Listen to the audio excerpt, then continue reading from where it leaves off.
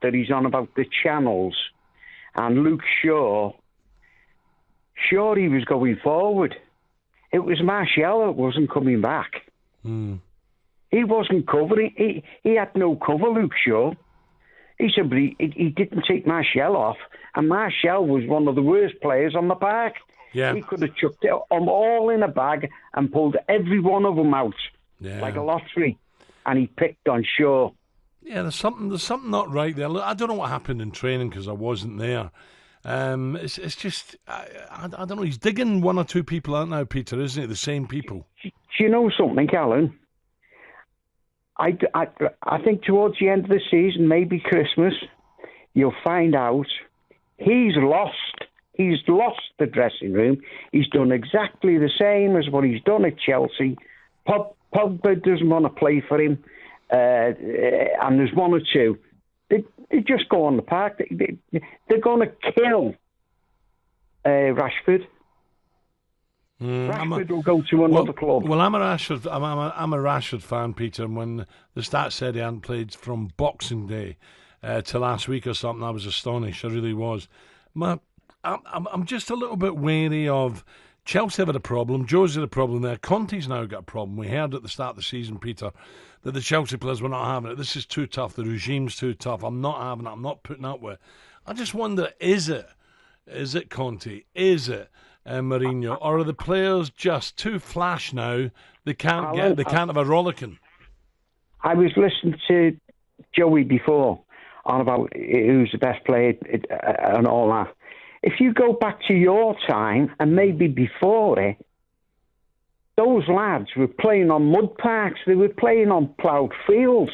These are playing on snooker tables, and they're earning far, far too much money. I agree. It's killed the game. Yeah, but that's my point, Peter. Are they so big now that you can't even give them a bit of a, oi, you're not doing it today, son. Come on, sharpen yourself. Oh, I'll talk to my agent about this. That's what's worrying me, Peter. Peter, thanks for your call. Let me go to Paul, a Palace fan. Paul, welcome. Good morning. Yeah, good morning, chaps. How are you doing? Good, mate. All right, mate. Good. You all right? Yeah, thank you. I think Luke Shaw should probably, because he had a bad leg break, didn't he, a while ago? So maybe he should sort of think about leaving, have a fresh start somewhere else. I think he's going to have to, because it's not just once or twice he's been dug out. Look, I don't know who does it. Against us, yeah. When he played against us, Al, at the Palace ground, he looked as if he put a bit of weight on as well, Luke Shaw. You do that if you're not playing regular. Well, I think you do, but Joey might tell me now, with the training, you should keep yourself fit. Have you calmed down for a bit? You've gone for a little tickle, have you? Nah, he's all right. He's just had his mate on there, and he from Help the Aged just come on. Another one stuck in the Dark Ages. That's terrible. He must just get them to cut Peter, the Man United fan. That's Peter who's watched Manchester United for years and years. You can't say that, Help the Aged. He's stuck in the Dark Ages with you, mate. Joe, you're a good old boy, mate. You play football like we used to, mate. No, it's they've got to move on, these lads. Paul, they've got to move on, these lads. I'm trying to help Al come into the 21st century. He's still stuck. No, Paul, listen, Paul, the difference is these people nowadays, these footballers, and Joey still thinks he's going to play for Juventus next summer, but these footballers now, they've got so much money in the bank, Paul, they don't care about anything anymore. I tell you what, Al, I was waiting for a football accumulator yesterday on Leicester Chelsea to be a draw. A draw for a monkey. It was a draw, wasn't it? It was a draw. Yeah, it was a draw, yeah. I'm going to collect it later. Well done, pal. Well done. Oh, you didn't know you were coming on here to brag. No, well done, Paul. Don't listen to him. 9:28. We're back in a tick.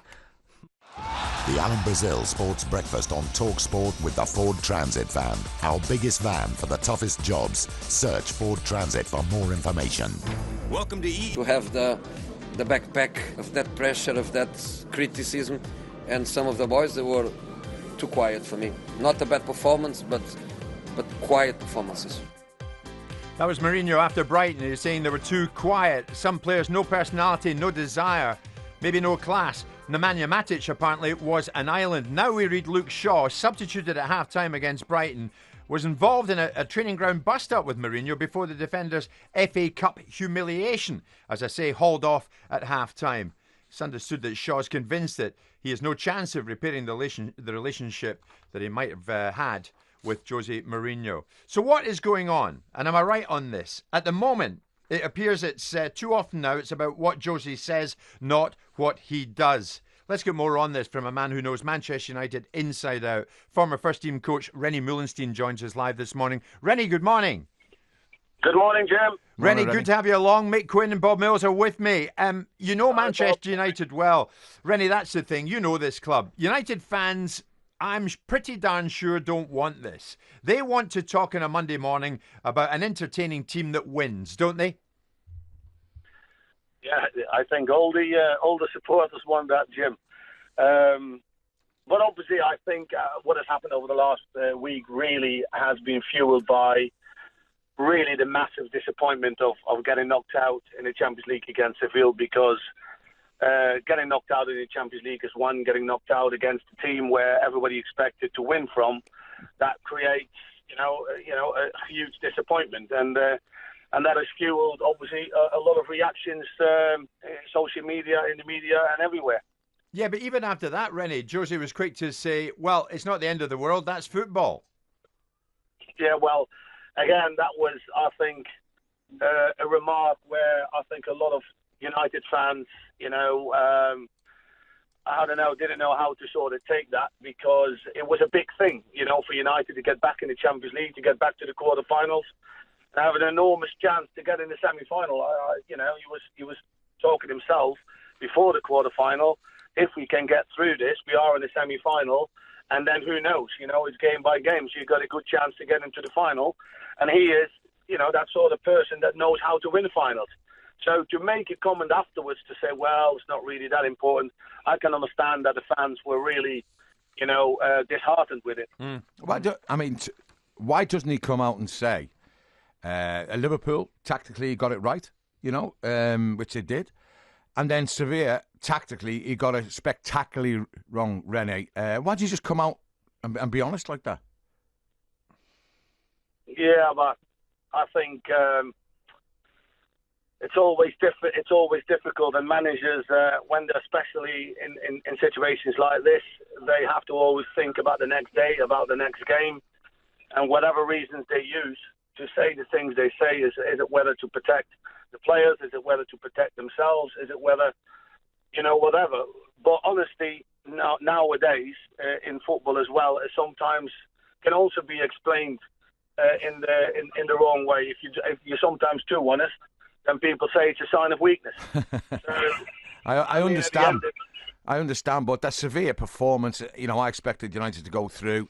Sevilla had 21 shots to United's 4 at Old Trafford. I mean, I don't really see in the game, Rennie, but I mean, you can understand why the Manchester United fans are so disappointed going out the Champions League with a whimper. Mm. No, absolutely, and there's no excuse for it. I mean, if you do go down, you go down with putting up a real fight and an exciting game to watch, and then you go back and say, yeah, well, obviously we weren't good enough on the day, but at least it was a fantastic game, and that wasn't the case.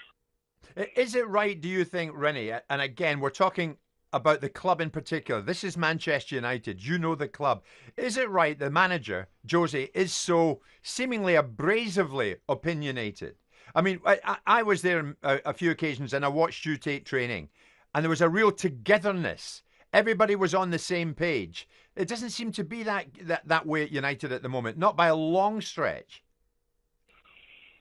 Well, I can only speak of my time, Jim, and I think you're spot on in what we had, and I can only capture it in one word, which was harmony. There was a harmony between, the players, between the staff. There was a mutual respect between everybody. There was no envy, no jealousy, and that was all basically controlled and managed by Sir Alex Ferguson. I think, to sum it up best in this particular way, and I speak for myself, but I do think I speak for other members of staff of that time. Yeah. In my time as the first team coach, believe it or not, I've never experienced one day of negative pressure from the manager. Never. Not one day. Not one day. And we wanted to win the Premier League, and we wanted to win the Champions League, and we wanted to win every trophy there was. And never, ever I came to the club feeling not at ease because I know there was something wrong with this and that and the other. And that is, I think, speaking for myself, but also for the rest of the staff, that created a very strong base, in which we could support the players to perform. I mean, Luke Shaw this morning, Rennie, must be consumed by the negative pressure that's been heaped upon him. Well, it's never nice. It's never nice. And like I said, I think Luke has gone through a tremendous difficult time at United. He had his fair share of injuries, and then you have to fight back. And then if you not really feel the appreciation or the love of the manager or the respect of the manager, what you want, you become insecure. You never know. You never know whether you're doing things right. And at every opportunity, if you then get, like the other game against Brighton, to get pulled off at half time, those are really difficult things, especially for young players, because Luke is still a young player. Rennie, as always, thanks so much for joining Rennie. us. I'll be speaking to you very soon, my friend. Thank you very much. Rennie Moulenstein, former first-team coach at Manchester United. So there we are. Not one day, Mick, did you hear that? Not one day of disharmony does Moulenstein remember in his time at Manchester United amongst the players, between the players and the manager. Not one day. So what now? What now? That's what I'm putting out there this morning. I mean, the crazy thing is that, they're through to a semi-final of an FA Cup as well. He still could win the FA Cup. But I just feel Pep Guardiola has took the game to a new level. So not only are they going to win things, they're going to do it in an entertaining way. And I think that's where Manchester United are going to be left behind. 08717 2233 44. You heard Rennie Moulenstein, not one day of disharmony amongst the players while he was there. But it doesn't seem to be the case now. As Mick Quinn rightly says, they certainly are in with a real shout of winning the FA Cup. But at the moment, are there problems off the field? Too often now, it's about what Jose says and not what he does. 08717 2233 44. Give us a call. Jim White on TalkSport with Wix. It's 4 for 3 on 25 kilogram tarmac.